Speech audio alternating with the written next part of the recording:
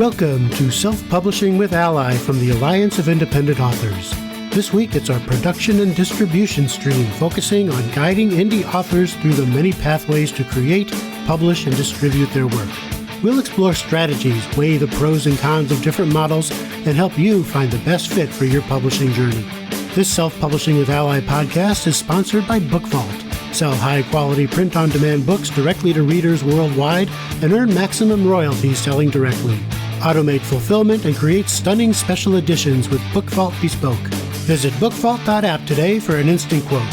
This podcast is also sponsored by Gatekeeper Press, the all-inclusive gold standard in publishing, offering authors 100% rights, royalties, satisfaction, and worldwide distribution. Gatekeeper Press, where authors are family. And here's your host for the Self-Publishing with ALLi podcast, Anna Featherstone. Well, hello, writers. It doesn't matter if you're in the Northern Hemisphere or the Southern Hemisphere, writing fiction or nonfiction. Our chat today is relevant for indie authors everywhere. I'm Anna Featherstone, ALLi's nonfiction advisor, and it's our lucky day because we're going to be chatting with one of the creators of Vellum, a tool which has been used by thousands of indie authors to create their books. Welcome, Brad Andalman. Thank you so much. Great to be here. Yeah, so you're joining us from San Fran? Yes, I am. I am. And I'm coming to you from the mid-north coast of Australia on the unceded lands of the Biripi people. And it's a beautiful morning here. So, well, to begin with, I'm just going to mention that ALLi is software neutral. So the organization doesn't recommend one tool over the other. There's lots of tools out there you can use to help produce your books.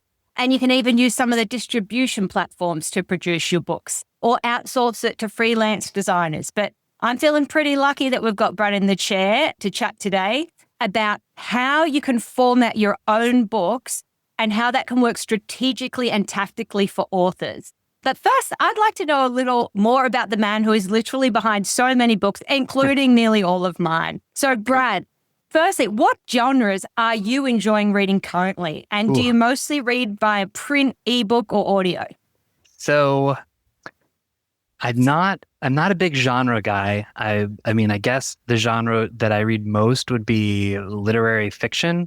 Although lately my friends got me to read Murderbot, so I guess a little sci-fi thrown in there, the Murderbot series. But yeah, I've been in this like book club with my friends for 12 years, and every month we nominate a different book and we all read different kinds of things. So at any given point, I'm reading any of a wide variety of things. So including nonfiction?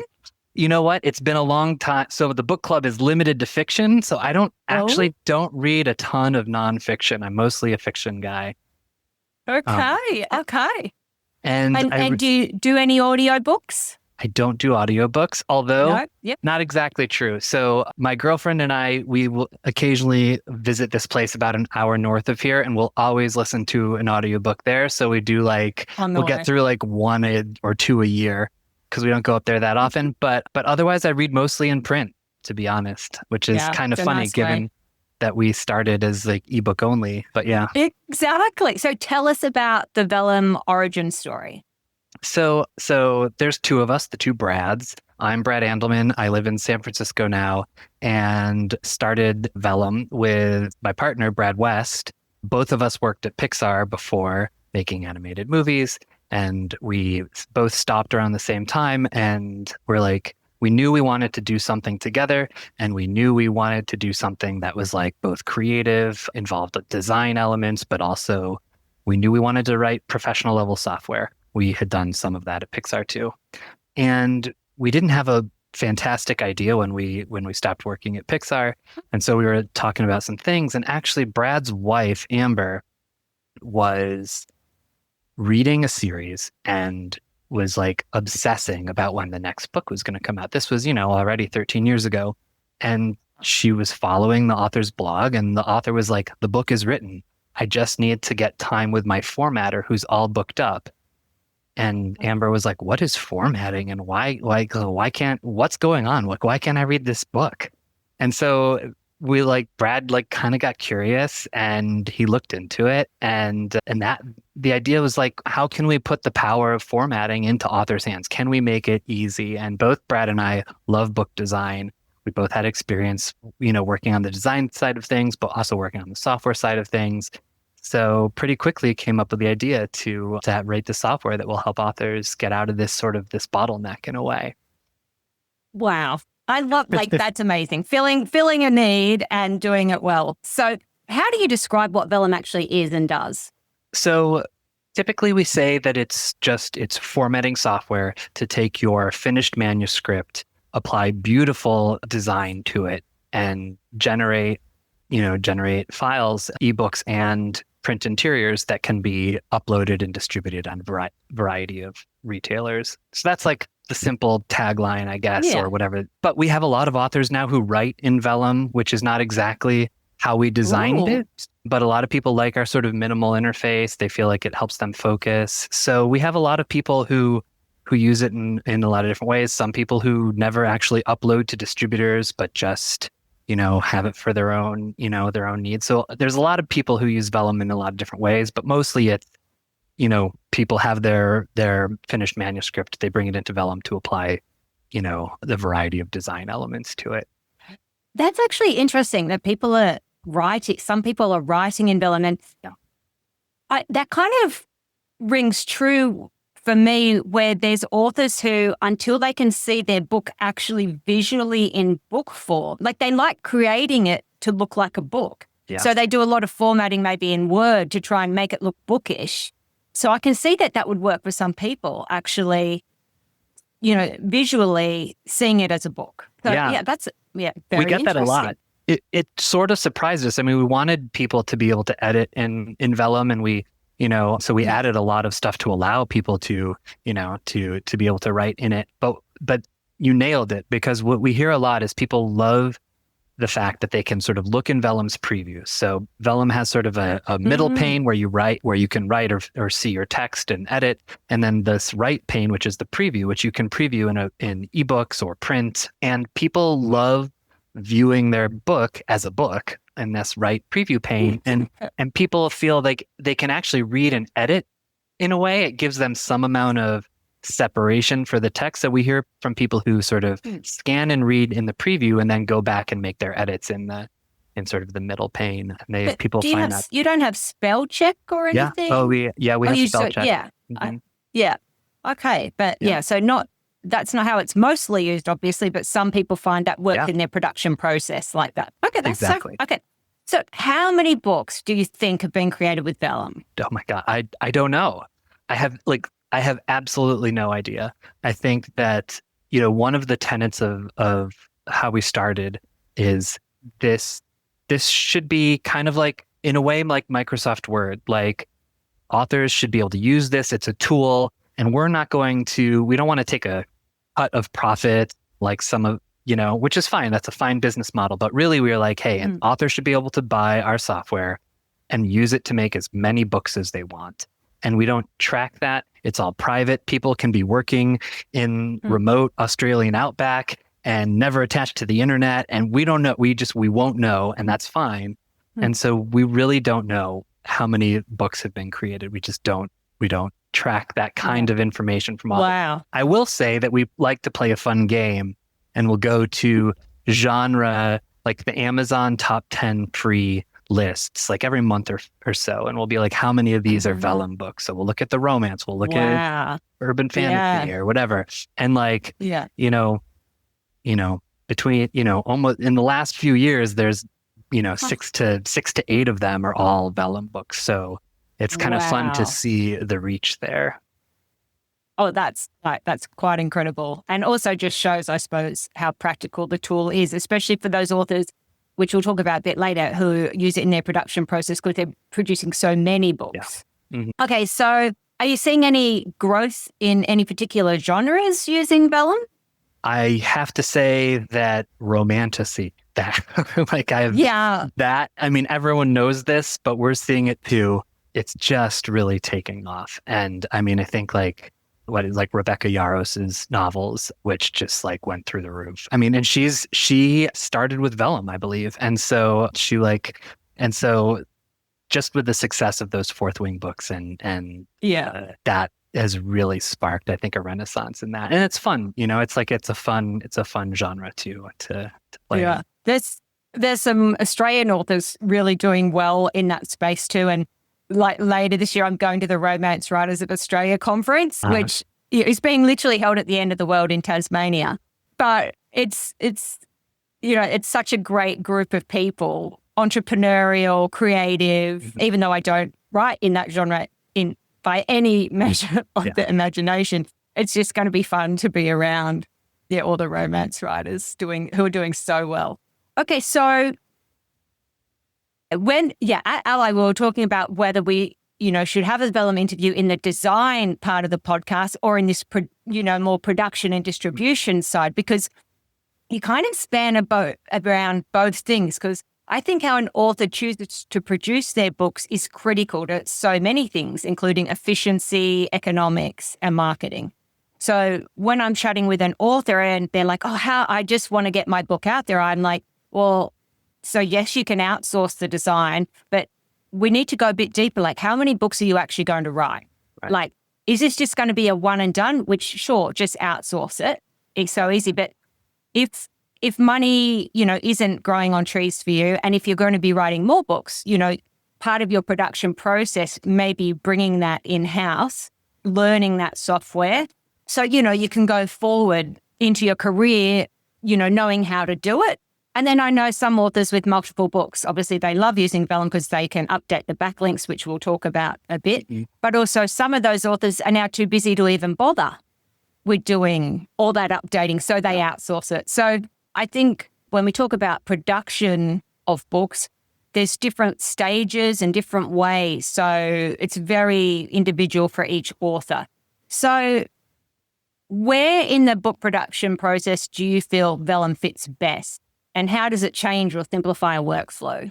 Good question. So I love hearing that it's difficult you didn't know whether to include us on the design side or the production side, because both of those are truly so important to us. But in terms of like sort of the standard, what we normally recommend is we recommend to write your book in whatever software you feel comfortable. So we're software agnostic about where you write your book. As long as you can get it into a docx, which is an open standard, you can then bring that into Vellum. And, like almost any writing software will be able to export to docx. Writing software like Scrivener has a output like a Vellum compile that is like tailored for Vellum input. So we recommend writing, editing in whatever software you want, and then bringing that into Vellum, and then doing the final formatting, that is applying the style, the design elements, choosing how you want it to look, and then using Vellum to generate those final files. And so Vellum can generate ebooks for a variety of platforms, which we can get into later, whenever. And also it can generate a PDF print interior that you can upload to any service that can do print on demand, paperbacks or hardbacks or whatever. So again, there's so many ways people have slotted Vellum into their pipeline, but like that is sort of the canonical when we were first started out writing Vellum, like where did we think it would slot in? Yeah, well, like I find being able to convert my manuscript into a fully formatted book and retain control of that process gives me this huge efficiency and speed. Like you said before, I don't need to wait on an interior designer to fit me in. I can make changes at will, so if 3 months later, I find one error or a stat I want to change in my ebook or my print file, I can just go in and do it myself. So I love that ability to be in charge of what I want to make changes to and not to have to pay for those changes as well. Like I can just do it myself. But are there some situations where you'd recommend outsourcing over DIY with Vellum, like for highly designed nonfiction books or illustrated content? Yeah. So there are some things that Vellum is definitely like not the right tool for. Highly illustrated books, again, people have done it in Vellum, but if you're writing sort of like certainly a graphic novel or something like that, coffee table books, that anything that isn't text first, I would say those things are better designed in a tool like InDesign or some other online resources can do this too. Vellum really is more about text-based books. So I think and one of the reasons for that is Vellum can generate ebooks and print books at the same time, and those ebooks are reflowable. So some children's books, for instance, you wouldn't, like if they're very young ages, you want that text to be positioned over the images. That's not right for Vellum. Vellum's approach is reflowable so that people can read it on their Kindle or their phone and change the font size. And so books that really require this interplay between image and text, Vellum's not the right tool for. Yeah. And also, sorry, go. No, that's it. Oh, okay. Can you speak to the whole Mac PC thing? I know, because I've worked with some authors and I'm like, Vellum would be great for your project, but they're PC users. So talk us through the divide. There's just two of us. Well, actually, we recently hired someone to help with support. Her name's Catherine, so she's not a Brad. So is that like 100%, 200% growth this year? I know, it's huge. We're blowing up. So, but for 12 years, there's been two of us, and we love. There's a couple things like. We like the Mac ecosystem. There's a lot of things that we get for free by working on the Mac. And also we knew the software. We knew that, we knew how to write on the Mac. And so we wrote Vellum and, we thought, okay, are we going to be writing more software if Vellum doesn't take off? And, good news for us, Vellum seems to be doing well. Yeah. And we just have so many ideas for what to do and how to grow it that to do a PC version would take away from that. So there's various ways. I mean, I don't know how nerdy we want to get into software design, but at a high level, that like focusing on another platform would take away, it would slow down development on our current platform. And even if we hire another team, we still would have to be in charge and look, and it would still slow it down. And for now, you decided to do one thing well. That's exactly it. We just decided that that's where we wanted to focus. Yeah. It's not because we hate PCs. It's just, it's... Okay. How do you feel, or how do you respond to authors who feel overwhelmed by tech and formatting and they just think they need to hand off their books? I mean, I get it. It's certainly like in this day and age, tech can be really, really overwhelming. And I wouldn't fault someone for saying, it's just, I don't want to learn a new tool. Vellum might be too complicated. And actually, we have formatters who you can hire. We know of who use Vellum. So that's kind of fun too. You can hire a formatter. And probably a Vellum formatter would end up being cheaper in the production process than a designer using InDesign or a more complex program. Yeah. Because it's quicker for them, I suppose. Yeah, exactly. And also, I don't know if all formatters do that, but you can also then maybe later, if you write more books, you can pay your old formatter to get the Vellum file, and then you can take over formatting from then on, update your back matter, do that kind of thing. So that's actually maybe a really good point for authors to, if you are using a person formatting in Vellum, to make sure that part of your contract, you can have access to that file. Because that, as a indie author, that's you still maintaining control of your production process. Yeah, I think that's a good idea. I also want to say, though, that like one of the things that we strive for is making Vellum really easy to use. And so I would say that, like, I understand being overwhelmed, but it's also a free download. So you can if you have a Mac, you can download it and you can try it out. And Catherine is there to help, even if you haven't purchased a license or anything. And so you can totally download, play with it, and see how it feels to get over that, I don't know, the nerves or that, the anxiety of dealing with some new technology. With that just makes me think about like poetry. Like I've seen some people want to put poetry and, really beautifully into a book. Can they do that with Vellum, or would they need to do that somewhere else and bring in an image of that? We have authors who write a ton of poetry in Vellum. Again, it's not like expressly designed for poetry, especially if you're doing something like E.E. Cummings, like kind of what you're maybe getting at, where it's sort of, spread all over the page or something like that. You can do it in Vellum, and we can tell you how if you contact us. That's not its primary purpose, but also going back to if you want to make that available as an ebook, though, that's not going to be great because people reading on a phone with their font size pushed up, your text is going to be sort of all jumbled up in that way.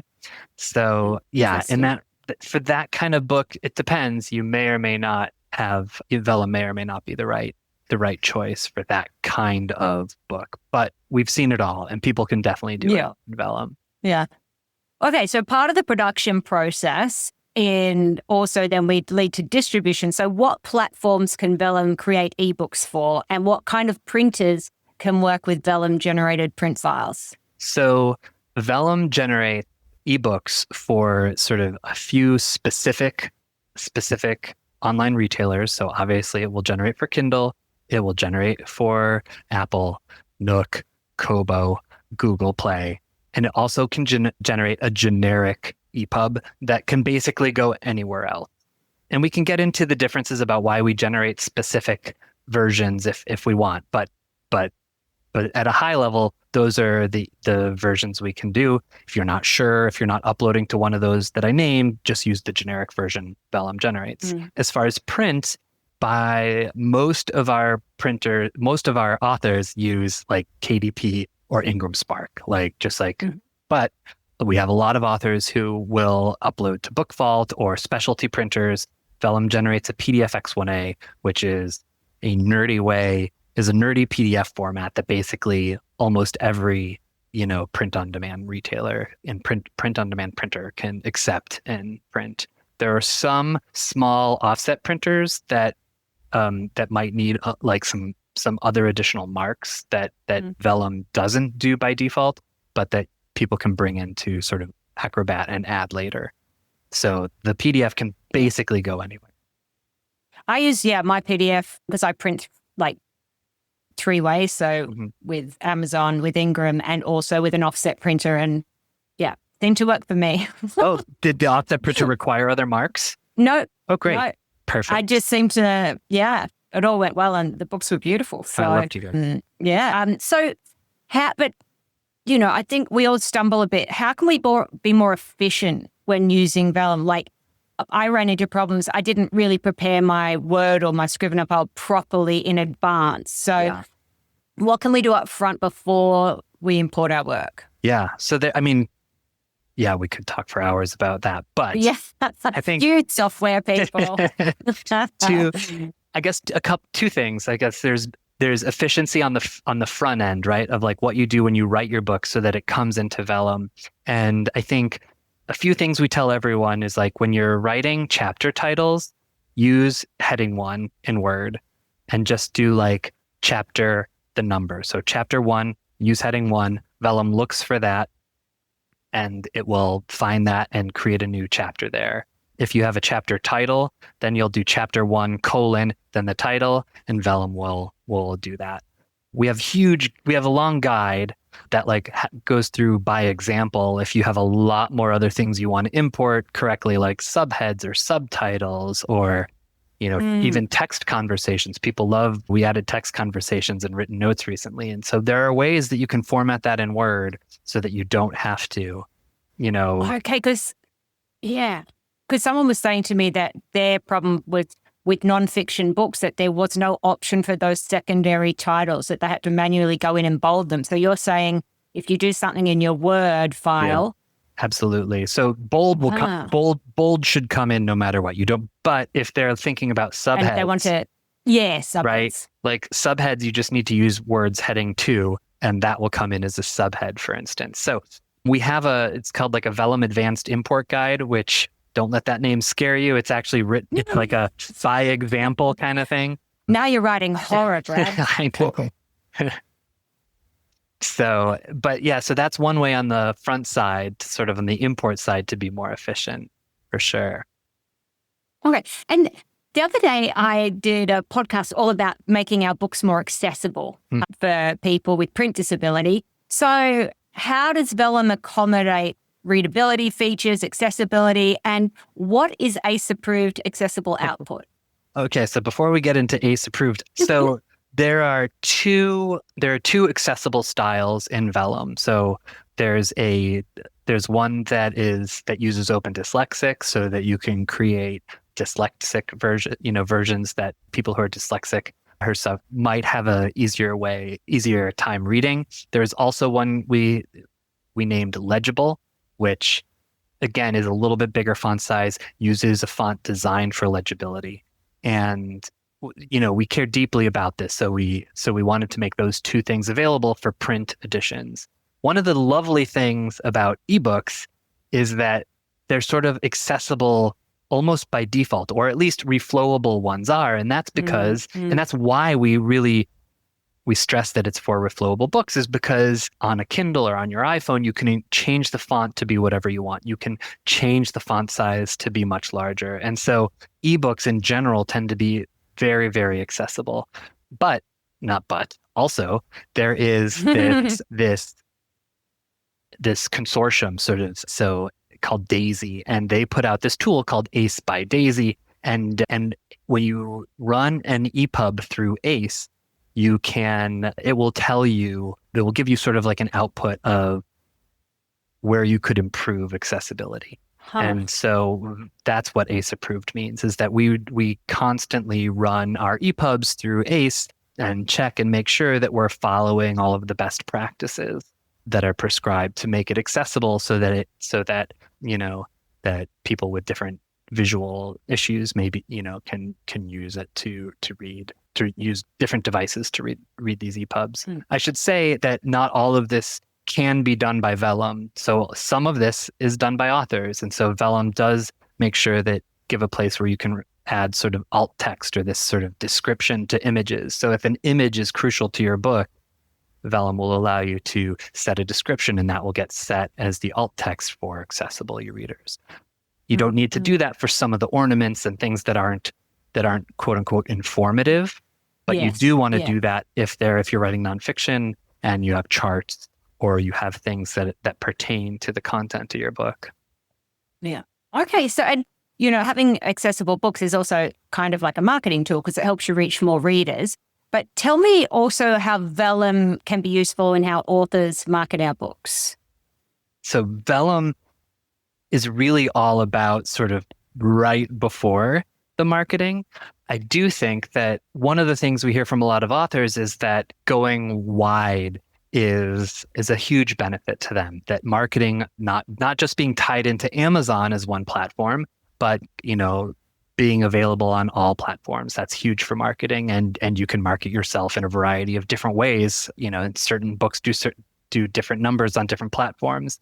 And so I think Vellum makes it really, really easy to go wide. One of the things we talked about a little bit ago was how we generate those platform-specific EPUBs. So if you're going to go wide, Vellum with one click of a button will generate those 6 different EPUBs, and it's very easy to upload them individually, go wide, and cover your bases there.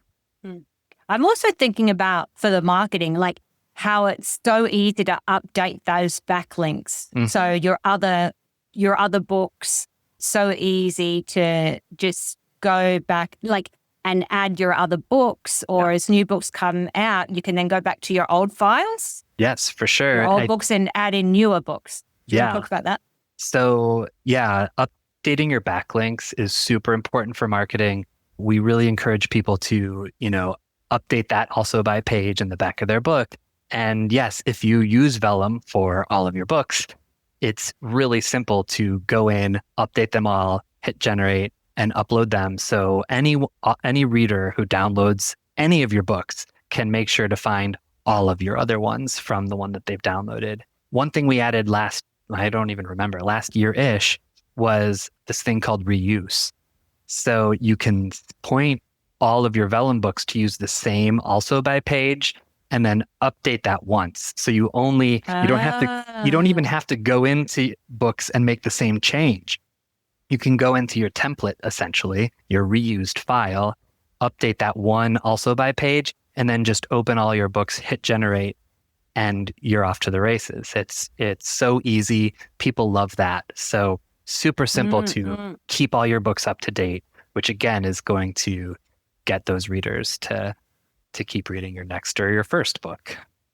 Yeah, and that's part of that whole production process for an author, is to think about that kind of like efficiency and the marketing and how everything kind of works together. And also the authors who are bringing out like writing multiple books in the same genre, you do box sets? Yes. So we do box sets. Super simple. There's like a box set creator in Vellum. You can just say new box set. You can choose your Vellum books. Boom. That's it. Like it will put all 3 of them together or all however many of them together and make a box set for you to upload. So that is great for revitalizing or reselling, an old series that you have, for instance. Another thing that we've seen, which is kind of funny, we didn't even, we're not authors, we didn't consider it, but we loved seeing it. As when I was talking about, we would occasionally go to the top 10 genre Amazon and look at these books. We said, oh, all of these books have like the same cover design. They all look like they're from the same world.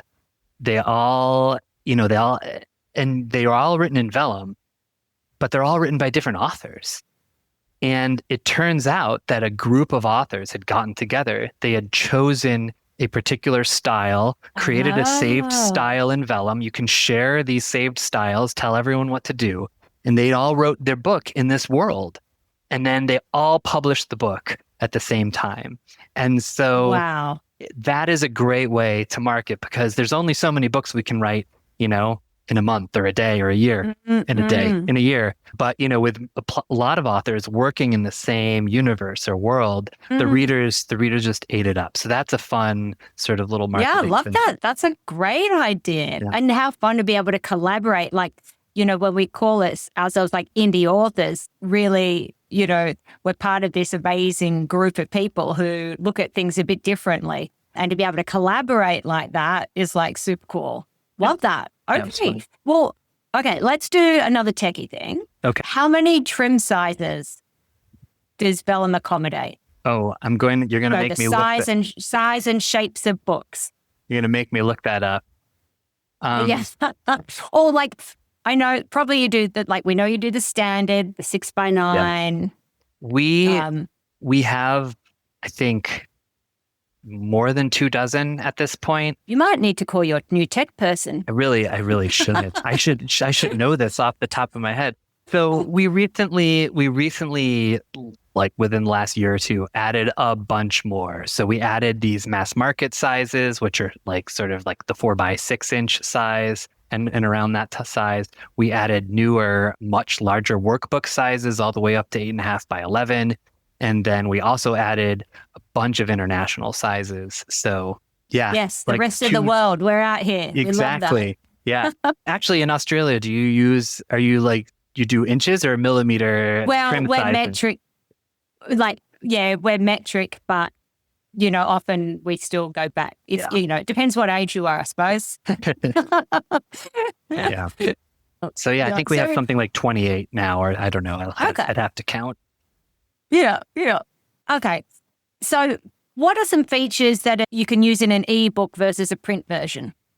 Well, links is the main thing. So in ebooks, it's really when you add your social media profiles to your About the Author page, Vellum will make it really easy for readers to click on all of those icons that go directly to your TikTok or directly to your Instagram page and follow you there. That's a little bit harder in print. We still write something, Vellum still creates a nice looking thing, but there's a little bit of a barrier there for someone to type in your handle to go to Instagram. So that's really great. But we encourage people to always fill out their social media profiles and ebooks and they're also by making those things links. And again, that's one of the things why when we create specific ebook versions for different platforms, we have something called a store link, which lets authors fill in the where their book is on Apple Books or Kobo or Amazon. And when they use the particular Apple EPUB or Kobo EPUB or Amazon, Kindle EPUB, they will be taken directly to that store. So they stay in that, in this, the store that they prefer to use, they're taken directly back there. So that's really good for marketing as well. There's no barrier, again, to going to some landing page or anything like that. Oh no, they go right to the store. They can buy the next book in the series. A little harder to do in print. Yeah. Though I suppose more people are adding their QR codes to the print versions, aren't they? Yes. To make it easier for people. That's totally, well. it's totally doable. Yeah. Still requires you getting out your phone, but who doesn't have their phone these days? So. Yeah, true that. So what are some common mistakes you see authors making when they format their books, either with or without Vellum? Ooh, that's a good question. Or I suppose you kind of take away some of those. We really try.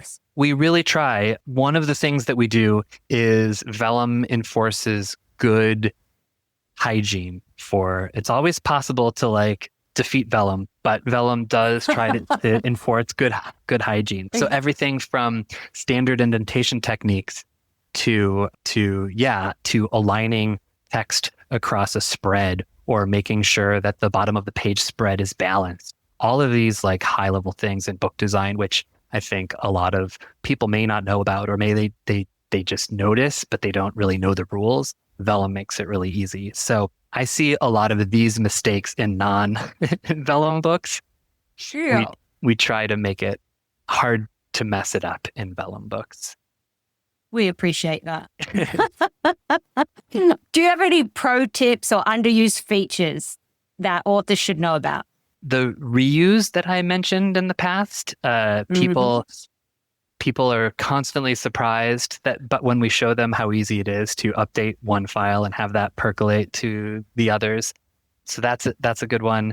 I would have said every time we go to a conference, people look at the books that we have out that use heading backgrounds. And that's an example of a print-only feature. So you asked about ebooks only.